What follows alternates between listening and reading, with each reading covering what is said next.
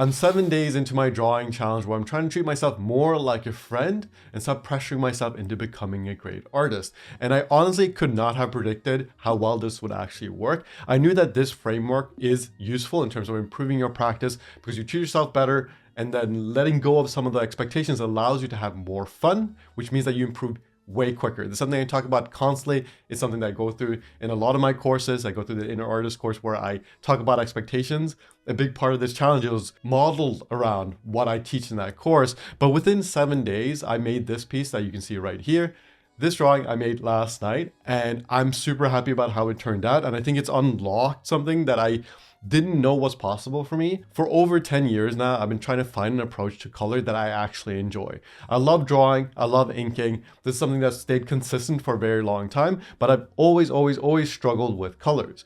And eventually I found an approach that works digitally where I was playful in my coloring, but I still didn't feel the urge to color. There's many times where I finished an ink piece and I don't really want to jump in on the digital colors because it's not as fun. There are tons of drawings that I've completed that are waiting for colors, and I know that this is an issue because I know that there is an approach to color that would be fun for me. And this approach, using watercolors, using pencil, is unlocking that for me. Working traditionally is something that I really enjoy.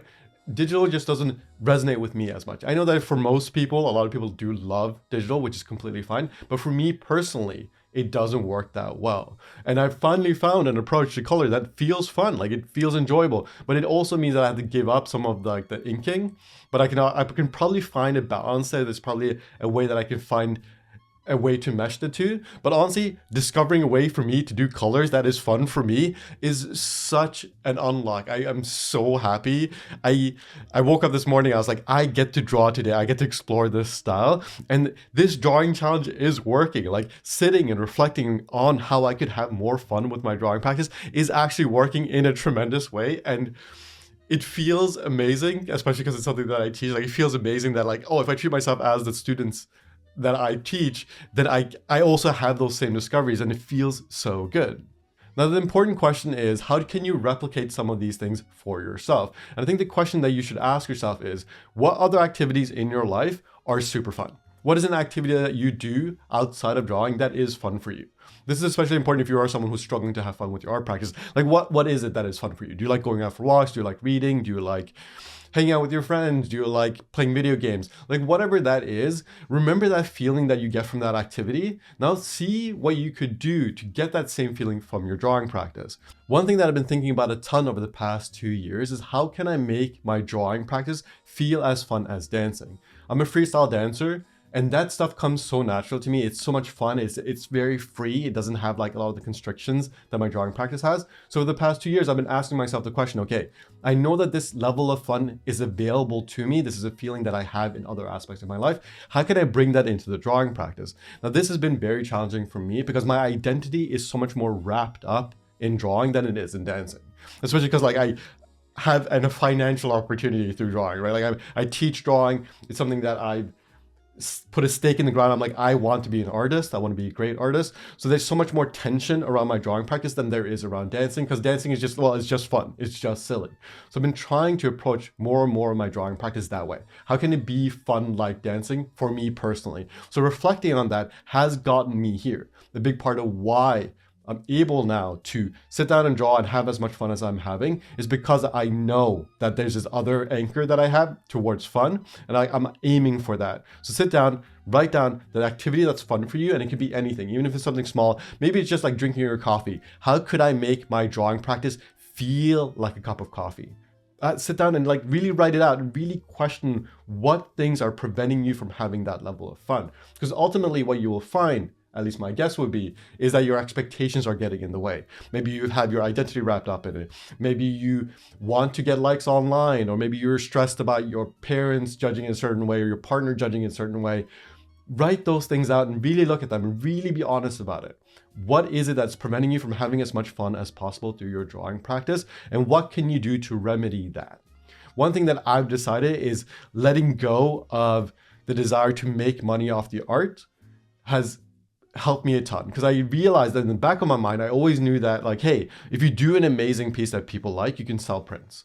And that like financial pressure and that desire has been holding me back from having as much fun as possible. The reason why I was able to do this drawing last night was because I had accepted that this is just a drawing. It's gonna be silly. It's not gonna be great. It's just for fun. Like it doesn't matter. It doesn't have any implication on your larger life. It's just another study, right? I'm just gonna do this. I'm just gonna play around, and then if I learn a little bit from it, that's the best thing that can happen. There's nothing else that really can happen from there. And then giving myself that freedom allowed me to discover an art style that feels good for me, a way of approaching colors that feels really good for me.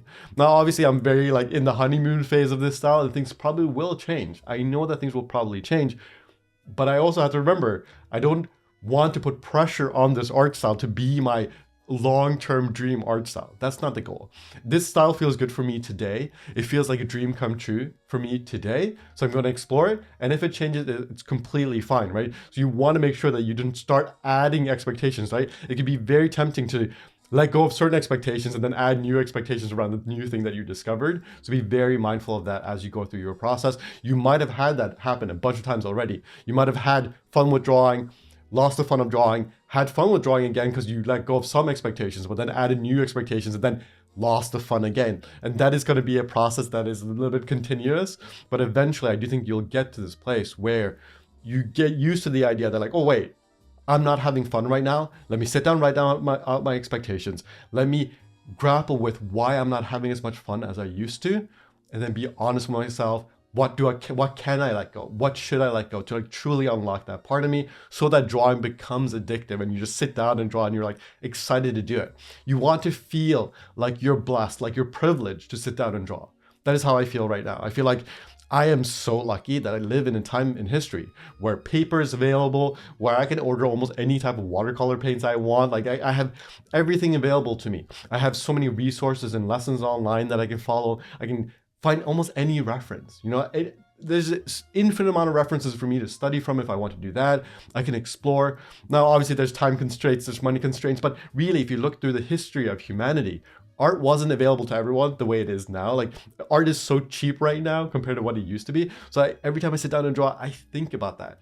And I've only been able to truly feel that over the past couple of days. Like I've felt it before, but I think this drawing challenge has really unlocked this for me because now I see my drawing practice this way and it feels so good. It feels so good.